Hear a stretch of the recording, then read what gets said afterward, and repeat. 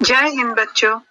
आज हम पढ़ने जा रहे हैं आपकी क्लास 12th की टेक्स्ट बुक फ्लेमिंगो के लेसन नंबर 1 को, जिसका नाम है द लास्ट लेसन। और ये इसका पार्ट 2 है। पार्ट 1 में हमने देखा कि इस कहानी का जो बैकग्राउंड है वो तब का है जब फ्रांस और प्रूशिया के बीच में युद्ध हुआ था, जिसमें फ्रांस हार गया था और हारने के कारण फ्रांस ने अपने सीमावर्ती गांव अल्सैस और लॉरेन को प्रूशिया के नाम कर दिया था। आगे हमने ये देखा कि फ्रांस नाम का एक बच्चा है जो फ्रांस के अल्सैस नाम की जगह पर रहता है और वो जब स्कूल जाता है तो कुछ अनयूजुअल चीजें देखता है। उसकी क्लास में पीछे की बेंचेस पर गांव के कुछ बुजुर्ग लोग बैठे हैं। उसके टीचर एम हेमल अपनी सबसे खूबसूरत पोशाक पहनकर बैठे हैं और वो बताते हैं कि वो उस दिन फ्रेंच भाषा का अपना आखिरी लेसन पढ़ाने वाले होते हैं, क्योंकि अगले दिन से फ्रेंच और उसकी क्लास के बच्चों को जर्मन भाषा पढ़ाई जाने वाली थी और उसके लिए नए टीचर आने वाले थे। तो उनके जो अपने टीचर थे उन्होंने नन्हे फ्रेंड से एक प्रश्न पूछा था, लेकिन वो उसका उत्तर नहीं दे पाया। तब उसे बहुत पछतावा हुआ कि उसने क्यों पढ़ाई अच्छे से नहीं की थी। एम हेमल को भी बहुत दुख हो रहा था।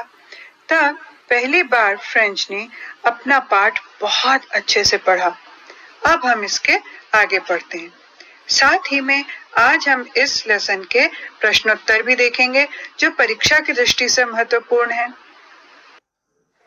And now you see where we have come out. और अब देखो कि अब हम कहाँ आ गए हैं। That's the great trouble with Alsace. और यह सिर्फ तुम्हारे साथ ही नहीं है, यह पूरे अल्सास के लोगों के साथ बहुत बड़ी परेशानी है। She puts off learning till tomorrow. यहाँ के सभी लोग सीखने के काम को कल पर टाल देते हैं।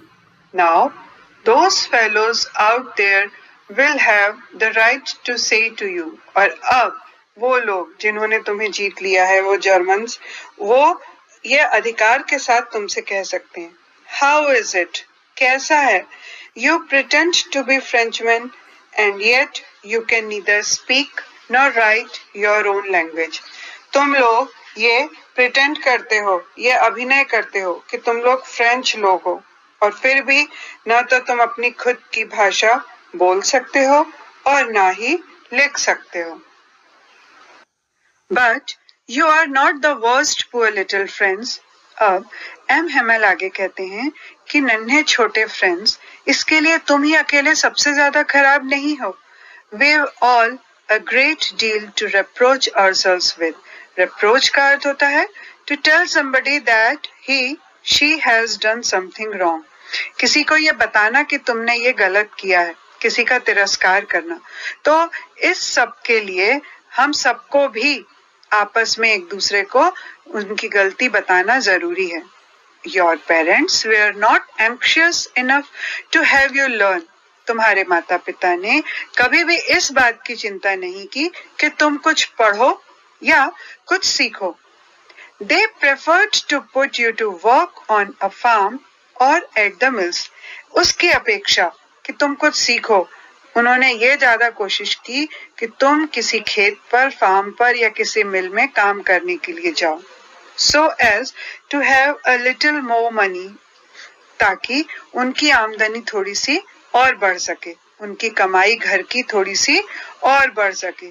And I, और अब हेमल कहते हैं और मैं, मतलब उन्होंने दोष सभी पे बराबर दिया, छोटे फ्रेंड्स पर भी, उसके पेरेंट्स पर भी, और अब वो अपनी खुद की गलती बता रहे हैं।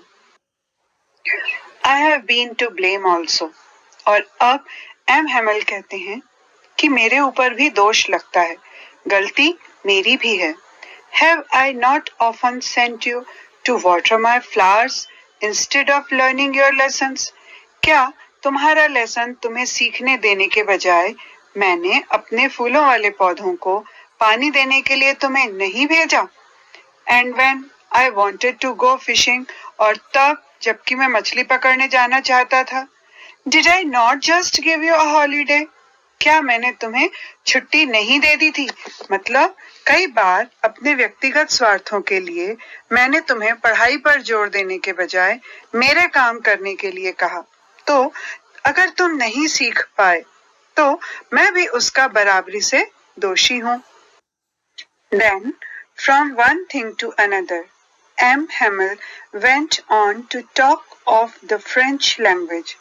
और फिर इसके बाद एम हेमल एक के बाद दूसरी, दूसरी के बाद तीसरी चीजें बोलने के बाद उन्होंने फ्रेंच लैंग्वेज के ऊपर बात करना शुरू किया, saying that it was the most beautiful language in the world. ये कहते हुए कि फ्रेंच भाषा दुनिया की सबसे ज्यादा खूबसूरत भाषा है। The clearest, the most logical, that we must guard it among us and never forget it. ये भी उन्होंने कहा कि ये भाषा विश्व की सबसे ज्यादा स्पष्ट भाषा है और सबसे ज्यादा तार्किक भाषा है, और ये भी कि हमें इस भाषा को अपने अंदर आपस में हमेशा संरक्षित करना है, इसको संभाल के रखना है, एंड नेवर फॉरगेट इट, और इसे कभी भी भूलना नहीं है। Because when a people are enslaved, as long as they hold fast to their language, it is as if they had the key to their prison.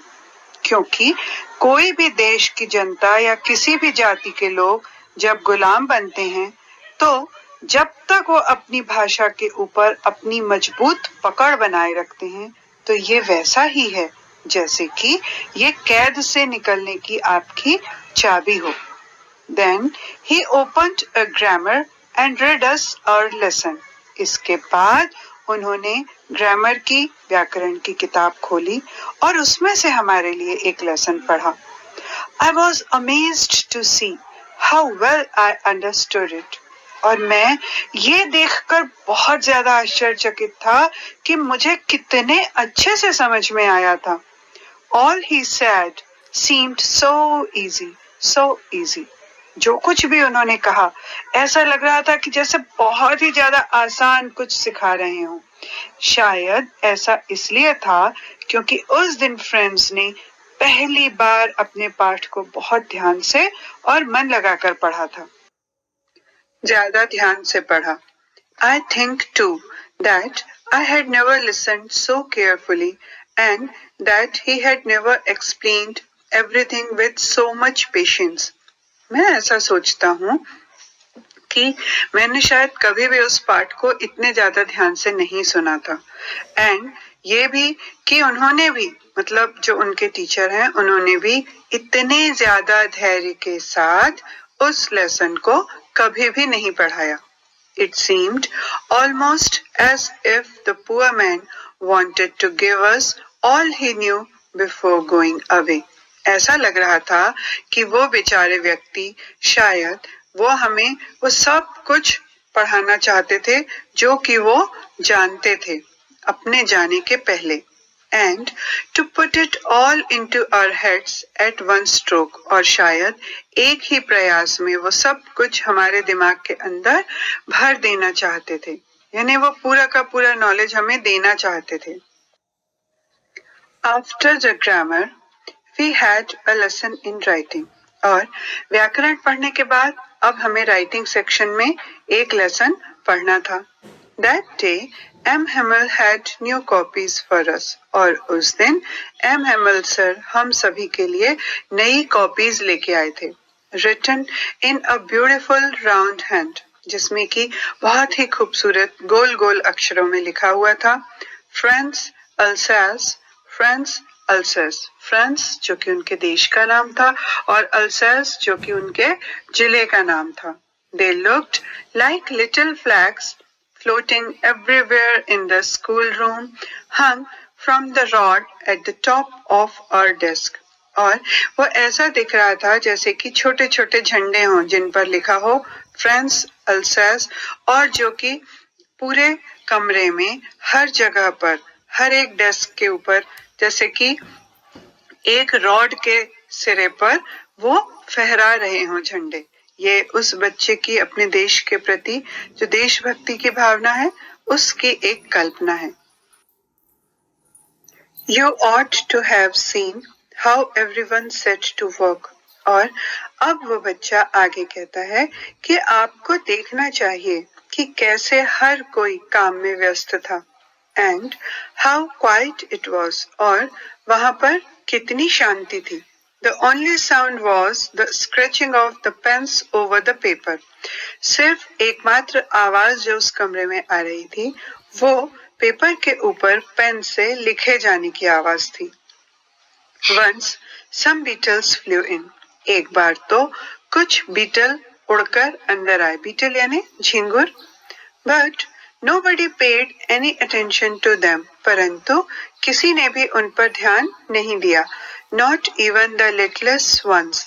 यहाँ तक कि जो कक्षा में सबसे छोटे बच्चे जो उस दिन आए हुए थे उन्होंने भी ध्यान नहीं दिया।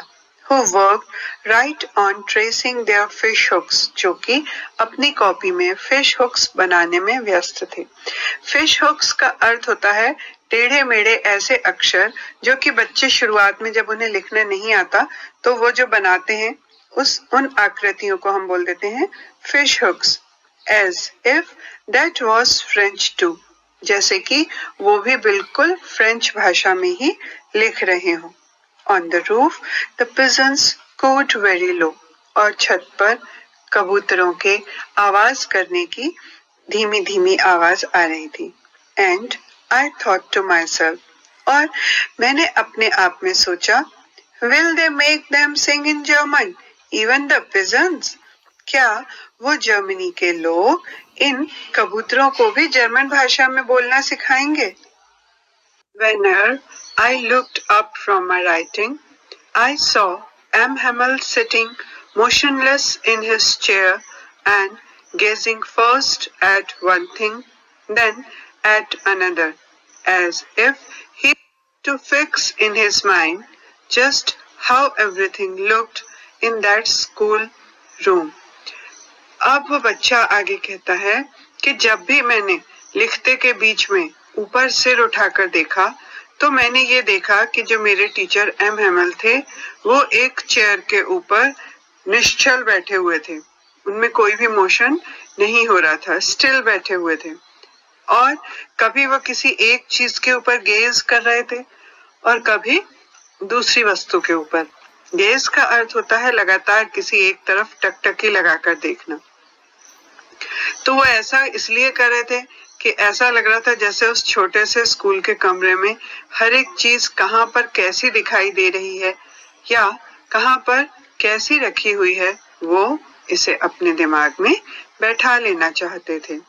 Fancy, for 40 years he had been there in the same place with his garden outside the window and his class in front of him, just like that. और ऐसा लग रहा था जैसे कि वो वहां पर एक ही स्थान पर 40 साल रहे थे और उनका खिड़की से बाहर जो गार्डन दिखता था, बगीचा दिखता था और उस बगीचे के सामने उनकी जो क्लास थी बिल्कुल वैसा का वैसा वो अपने दिमाग में बैठा लेना चाहते थे। Only the desks and benches had been worn smooth. सिर्फ इतने सालों में जो डेस्क और बेंचेस थी उस कमरे की वो थोड़ी स्मूथ हुई थी यानी थोड़ी सी कहीं कहीं से डैमेज हो गई थी, टूटी थी। The walnut trees in the garden were taller. और जो परिवर्तन हुआ था इतने सालों में उनके वहां रहते में वो ये था कि उनके जो अखरोट के पेड़ थे जो उन्होंने गार्डन में लगाए हुए थे वो अब ऊंचे हो गए थे, बड़े हो गए थे। And the hopvine that he had planted himself twined about the windows to the roof. और हॉपवाइन की जो बेल लगाई थी उन्होंने वो खिड़की से होकर लिपटकर छत तक पहुंच गई थी। How it must have broken his heart to leave it all. और अब जब कि उन्हें ये सब छोड़ के जाना पड़ रहा था तो उनका दिल कितना दुखी हो रहा होगा। Poor man, to hear his sister moving about in the room above, packing their trunks. और जिस कमरे में वो बच्चे पढ़ रहे थे, उस कमरे के ऊपर जो कमरा था, वहां पर एम हेमल सर की जो सिस्टर थी, वो उनका सामान ट्रंक में पैक करने के लिए चल रही थी, मतलब सामान उठाकर एक स्थान से ले जाकर ट्रंक में रख रही थी. For they must leave the country next day. ऐसा वो इसलिए कर रहे थे क्योंकि अगले दिन उन्हें हर हाल में इस देश को छोड़कर जाना था. But he had the courage to hear every lesson to the very last. पर इतना दुखी होने के बावजूद भी अपनी भावनाओं पर काबू पाते हुए उन्होंने इतना साहस बनाए रखा था कि वो हर एक लेसन को पूरा करना चाहते थे, बिल्कुल आखिरी तक. After the writing, we had a lesson in history, and then the babies chanted their ba, be, bi, bo, bu. और इसके बाद वो सब लिखा हमने. लिखने के बाद हमने इतिहास का एक लेसन पढ़ा और उसके बाद बेबीज चैंटेड देयर बा, बे, बी, बो, बू का अर्थ ये हुआ कि हम जो हमारे क्लासरूम में पीछे जो वृद्ध लोग बैठे हुए थे और जो सामने बहुत छोटे बच्चे बैठे हुए थे, उनके साथ हम सभी भी पढ़ रहे थे, पूरे क्लास के बच्चों के साथ. और हम जो बाकी लोग थे वो बा, बे, बी, बो, बू कर रहे थे, मतलब कि उनसे बन रहा था या नहीं, पर वो अपनी तरफ से बोलने की कोशिश कर रहे थे. मतलब हर कोई पढ़ने का प्रयास कर रहा था. Down there at the back of the room, old Hauser had put on his spectacles and, holding his primer in both hands, spelled the letters with them. और जो ओल्ड पुराना हाउसर थे, जो वृद्ध थे और पीछे बैठे हुए थे, उन्होंने अपना चश्मा पहन लिया और अपनी जो प्राइमर जो किताब थी छोटी क्लास की, उसे अपने दोनों हाथों में पकड़कर जो भी अक्षर या शब्द लिखे हुए थे उन्हें वो पढ़ने की कोशिश कर रहे थे. भले ही उनसे नहीं बन रहा था क्योंकि वो पढ़े लिखे नहीं थे, परंतु जैसे कोई छोटा बच्चा पढ़ाई शुरू करता है तो वो शुरू में अक्षरों का उच्चारण सही तरीके से नहीं कर पाता, परंतु प्रयास पूरे करता है. बिल्कुल इसी तरीके से जो हाउसर थे वो भी वैसा ही प्रयास कर रहे थे. You could see that he too was crying. आप ये देख सकते थे कि वह अर्थात ओल्ड हाउसर भी रो रहा था. His voice trembled with emotion, and it was so funny to hear him that we all wanted to laugh and cry. और उसकी आवाज उसकी भावनाओं के कारण कांप रही थी और ये सब कुछ इतना हास्यास्पद लग रहा था सुनना कि हम सभी हंसना भी चाहते थे और रोना भी चाहते थे.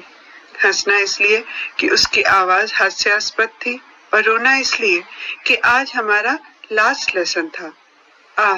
How well I remember it, that last lesson. और अब नन्हे फ्रेंड्स को वो भावनाओं के कारण आखिरी लेसन आज भी बहुत अच्छे से याद था. All at once the church clock struck 12. और तभी चर्च की घड़ी ने 12 बजे का घंटा बजाया. Then the Angelus. Angelus एक तरह की प्रेयर होती है जो चर्च में की जाती है, एक बार सुबह, एक बार दोपहर में 12 बजे और शाम को. तो हर बार जब भी प्रेयर होती है उसके पहले चर्च का घंटा बजाया जाता है ताकि दूर दूर तक लोगों को सूचित किया जा सके कि प्रेयर शुरू होने वाली है. तो चर्च का घंटा बजने के बाद प्रेयर शुरू हुई. At the same moment, the trumpets of the Prussians returning from drill sounded our windows. तभी युद्ध के अभ्यास से लौटती हुई प्रूशियन सेना ने अपना बिगुल हमारे स्कूल की खिड़की के ठीक नीचे बजाया. M. Hamel stood up very pale in his chair. और तभी एम हेमल सर अपनी कुर्सी से बहुत कमजोर और पीले से दिखते हुए खड़े हुए. I never saw him look so tall. मैंने उन्हें कभी भी इतना लंबा नहीं देखा. My friends, said he. I, but something choked him. और उन्होंने कहा, मेरे दोस्तों, मैं, परंतु इसके आगे उनका गला रुंध गया. He could not go on. वो इसके आगे कुछ भी नहीं बोल पाए. Then he returned to the blackboard, took a piece of chalk. इसके बाद वो ब्लैकबोर्ड की तरफ मुड़ गए और उन्होंने एक चौक का टुकड़ा उठाया. And bearing on with all his might, he wrote as large as he could. और फिर अपनी पूरी शक्ति इकट्ठी करके उन्होंने बोर्ड के ऊपर जितने बड़े अक्षरों में हो सकता था उतने बड़े अक्षरों में लिखा, Vive la France. इसका अर्थ हुआ कि फ्रांस जियो, लंबा जियो. Then he stopped and leaned his head against the wall, and without a word he made a gesture to us with his hand. इसके बाद वो वहीं रुक गए और उन्होंने अपना सिर दीवार से टिका दिया और एक भी शब्द बोले बिना उन्होंने हाथ से इशारा करके हमें कहा, school is dismissed, you may go, कि अब स्कूल खत्म हो गया है और आप जा सकते हैं. हम ये समझ सकते हैं कि किसी भी देश के नागरिकों के लिए गुलाम बनना या अपने देश को छोड़कर दूर जाना बहुत बड़े दुख की बात होती है और इसी दुख से वह नन्हा बच्चा भी गुजरा था और उसके टीचर भी गुजर रहे थे. तो ये जो लास्ट लेसन उन्होंने अपनी क्लास को पढ़ाया, इस लेसन की यादें उस बच्चे के मन में आज भी ताजा हैं जिसे कि उसने यहाँ पर साझा किया है. और अब हम कुछ प्रश्नों की प्रैक्टिस करते हैं. ये वो प्रश्न है जो आपकी टेक्स्ट बुक में नहीं दिए, लेकिन इस लेसन में बीच बीच में से फ्रेम किए हुए हैं और अब आपको इस तरह के ही प्रश्नों की प्रैक्टिस करनी है. इसके अलावा और भी कई प्रश्न बनते हैं जिनके कि आपको आंसर खुद लिखने हैं. तो आइए कुछ प्रश्न हम देखें. पहला प्रश्न है, Why did friends not want to go to school that day? Friends उस दिन स्कूल क्यों नहीं जाना चाहता था? And the answer is, friends did not want to go to school that day as he did not prepare his lesson on participles. Friends उस दिन school नहीं जाना चाहता था क्योंकि उसने उस दिन participles का अपना लेसन तैयार नहीं किया था. His French teacher would scold him for this. और उसके जो फ्रेंच टीचर थे वो इसके लिए उसे डांटने वाले थे. So friends did not want to go to school. इसलिए friends उस दिन स्कूल नहीं जाना चाहता था.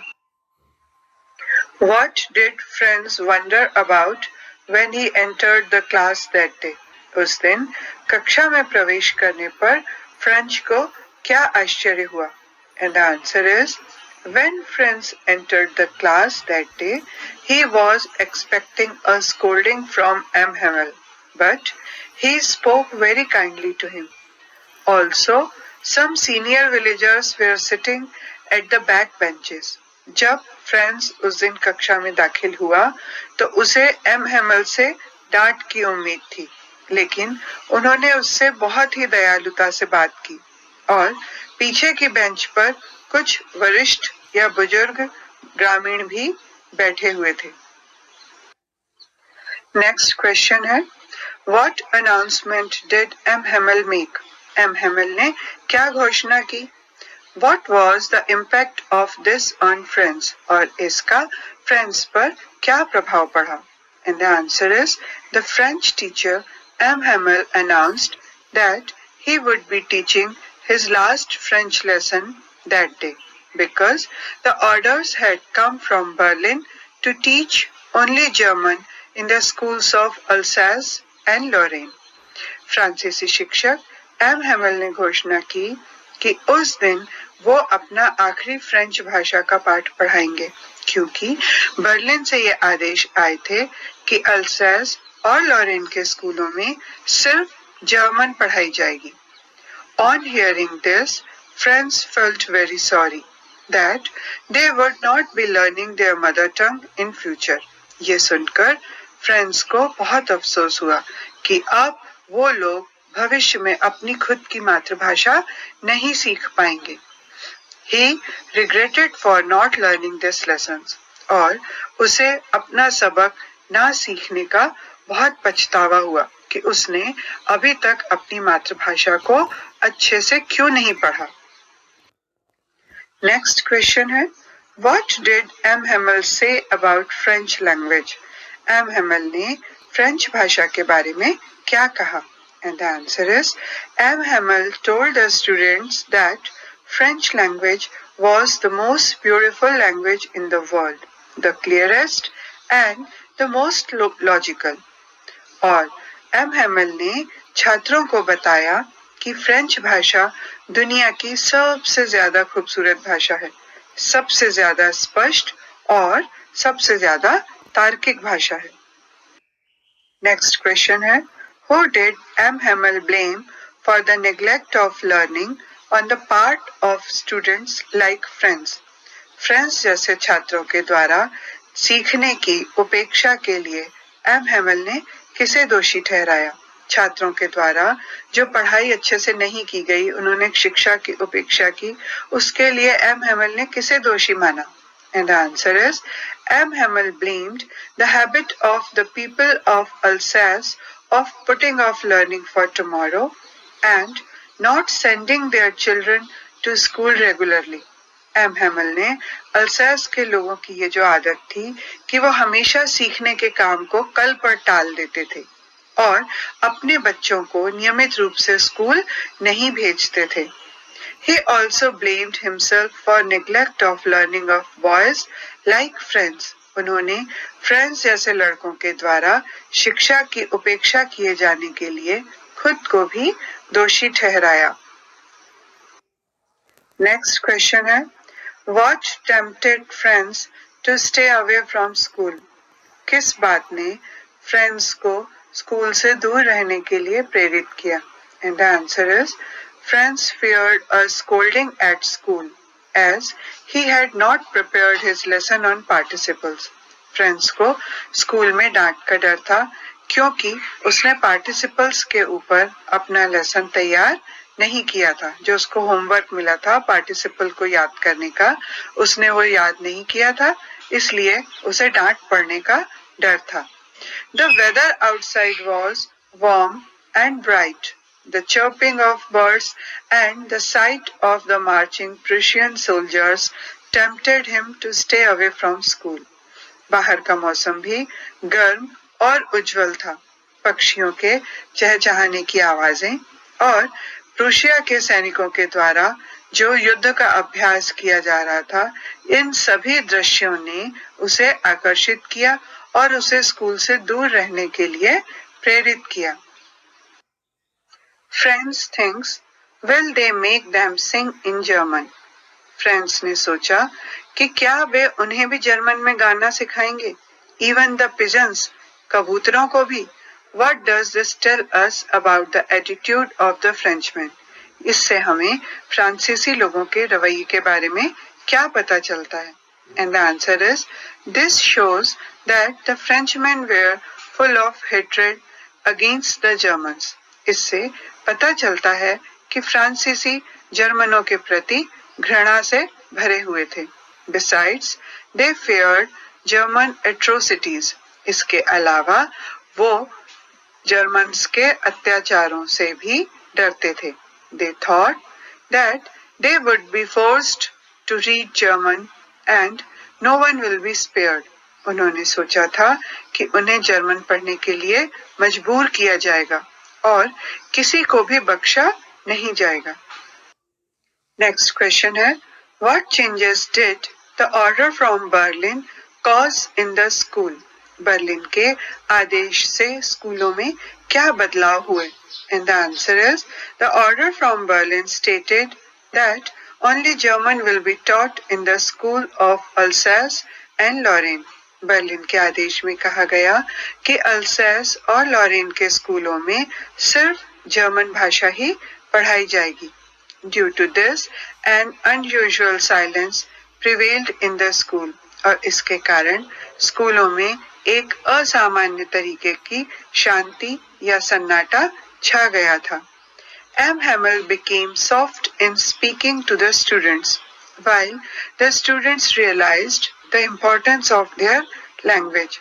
M. Hamel का छात्रों से बात करने का लहजा बहुत नरम हो गया था, जबकि छात्रों को अपनी भाषा के महत्व का एहसास हो गया था. अब इसी तरह के और इंटरनल क्वेश्चंस की आपको प्रैक्टिस करनी है बच्चों, और आपके जो व्हाट्सएप ग्रुप बने हुए हैं उसमें आंसर लिख के आपको भेजना है ताकि आपके टीचर्स उसे चेक कर सकें. Thank you.